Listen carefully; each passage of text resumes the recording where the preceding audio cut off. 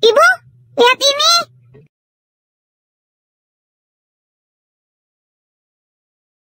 Bu, kenapa jarum ini bisa menempel pada ujung gunting ya?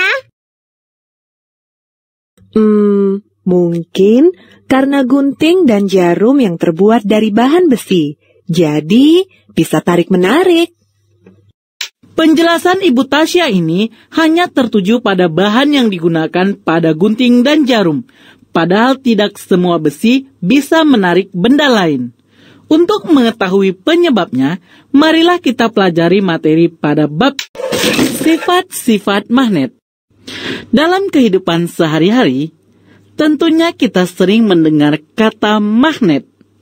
Magnet merupakan suatu benda yang dapat menarik benda-benda yang terbuat dari besi, baja, dan logam-logam tertentu.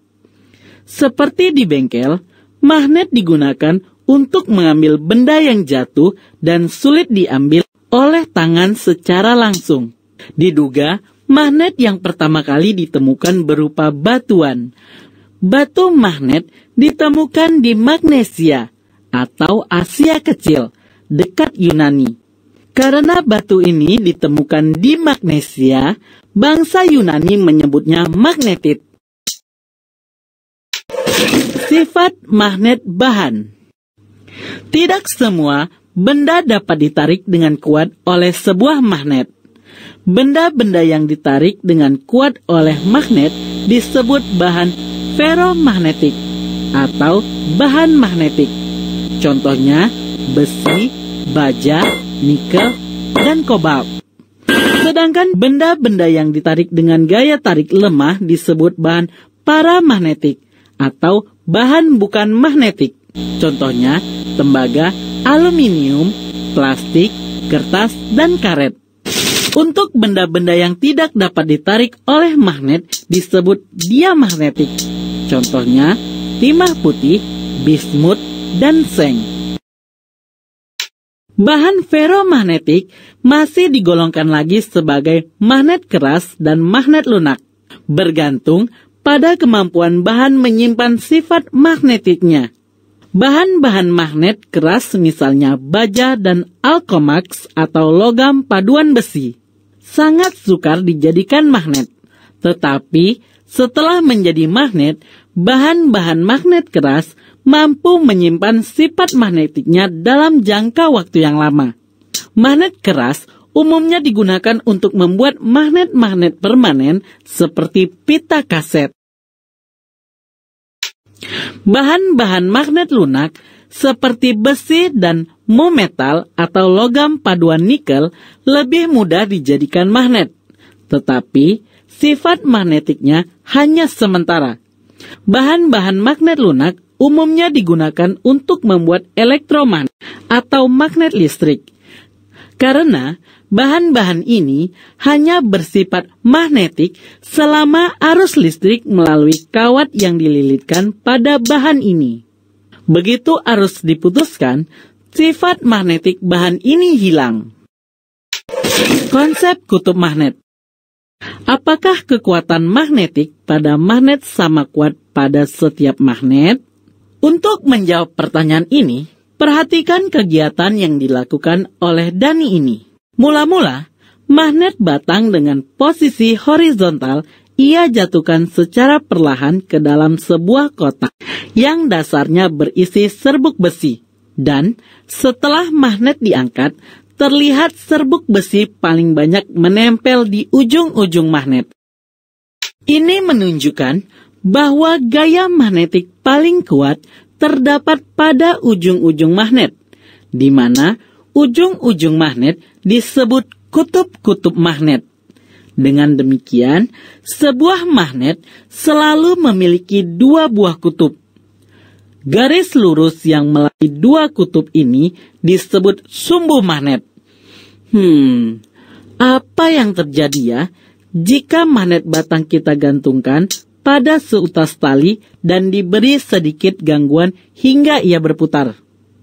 Ternyata, ketika magnet berhenti, ia selalu menunjuk ke arah utara dan selatan.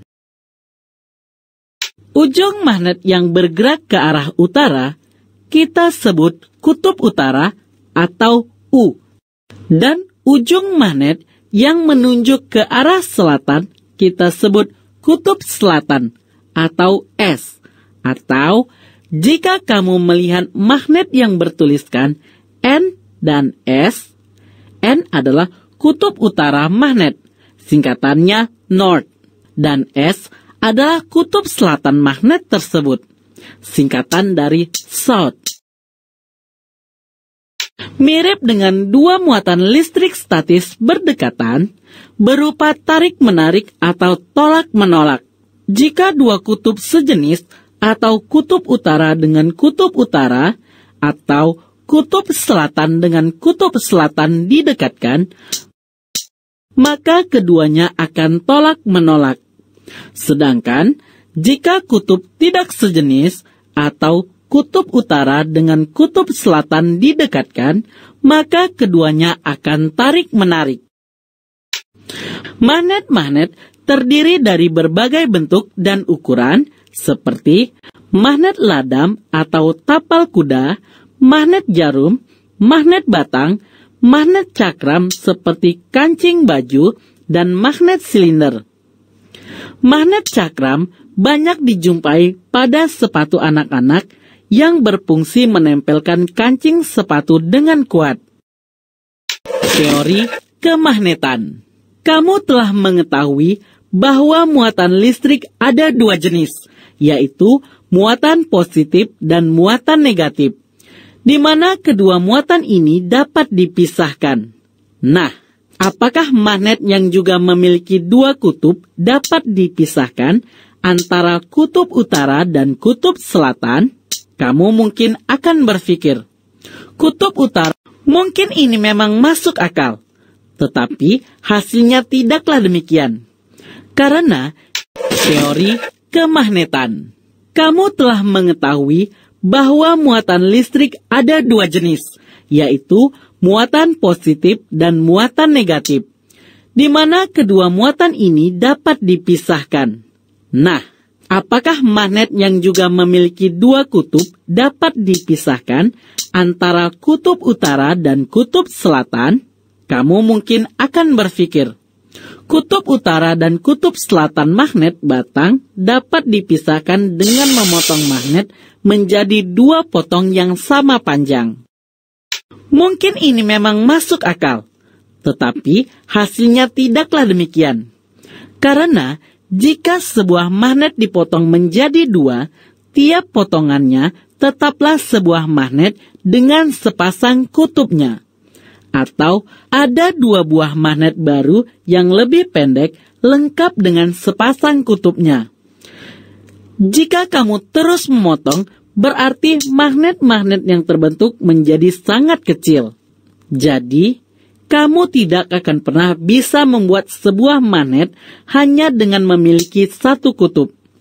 Teori kemagnetan menyatakan sebuah magnet dapat dimodelkan terdiri dari sejumlah magnet-magnet yang sangat kecil. Disebut magnet elementer atau magnetic domain. Dalam besi magnet, magnet-magnet elementer menunjuk arah yang sama. Kutub utara dengan kutub selatan dari dua magnet elementer yang berdekatan tarik-menarik. Karena magnet-magnet elementer searah, efek tarik-menarik ini saling dijumlahkan pada ujung-ujung magnet. Itulah sebabnya gaya magnet terbesar atau terkuat berada pada kutub-kutub magnet elementer terdapat di ujung-ujung magnet. Untuk benda yang tidak bersifat magnet, magnet elementernya menunjuk arah sembarangan, sehingga secara keseluruhannya efeknya tidak saling meniadakan.